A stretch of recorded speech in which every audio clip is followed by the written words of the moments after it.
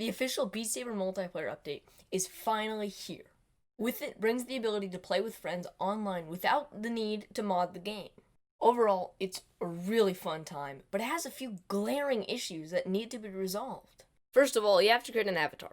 The avatar creation system is very simplistic, but offers enough depth to the point where it doesn't feel like you're just selecting from a pre-made list of avatars, but actually creating your own to some degree. There are different hair types, colors, clothing options, eyes, accessories, and skin colors to choose from. Afterwards, you actually have to choose your matchmaking type. You can either join matches via code, create your own server, or most notably, use the quick play feature. I love it when online games do this because more often than not, all I want to do is jump on for a quick few matches, so a feature like this is more than welcome. Basically, Beat Saber multiplayer is divided into two main sections: public matches and private matches. I haven't been able to try out a private match with friends yet, so I'll only be focusing on the public ones for the duration of this review. Once you select the quick play option, you get to choose both the difficulty and the types of songs available in your match. And unfortunately, this is where we get into some of the worst aspects of this new update. Once you select the difficulty and the type of songs you want, you can queue up for a match. And I'm not too sure if other people have been having the same issue, but for me, matchmaking is pretty bad. The issue is that I keep getting disconnected before I can join a match. This occurs most prevalently when I choose expert mode and almost never happens in hard or any other difficulty. But you see, expert is the only real fun difficulty for me, so it's a real deal breaker. This could be related to the massive influx of players playing online in their servers, and they can't handle the traffic, but I'm not too sure to be honest. Thankfully though, after about half a dozen tries maybe, I can find a match exceptionally fast. It really only takes a few seconds for me to find a match when it actually works, so that's great to see. Many VR games that have an online mode dwindle in player numbers quickly, so to see so many active users at once is really inspiring.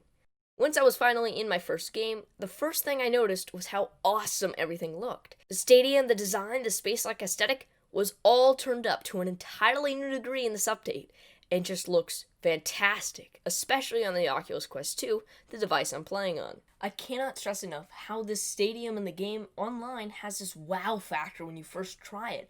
It looks that good.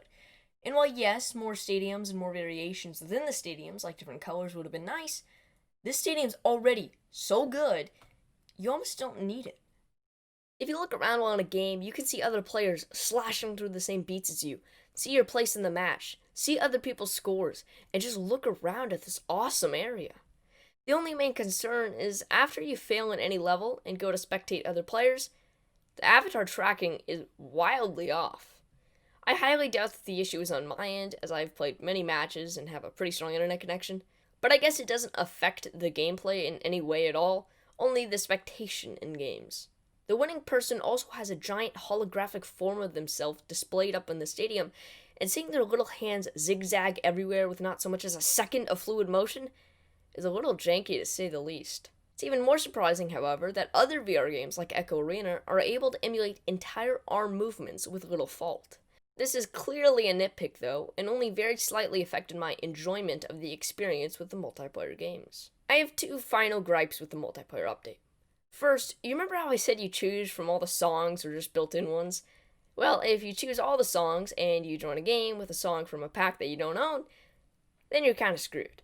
What I mean by this is that you'll be stuck spectating and won't actually be able to play a game.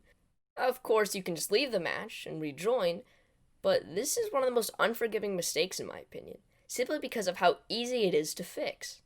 Don't let me join games with music that I don't own, or at the very least give me a notification before I join signifying that I'm joining a game I can only spectate and give me the option to leave beforehand. Bam! I just fixed this entire issue that never really ever should have been an issue in the first place.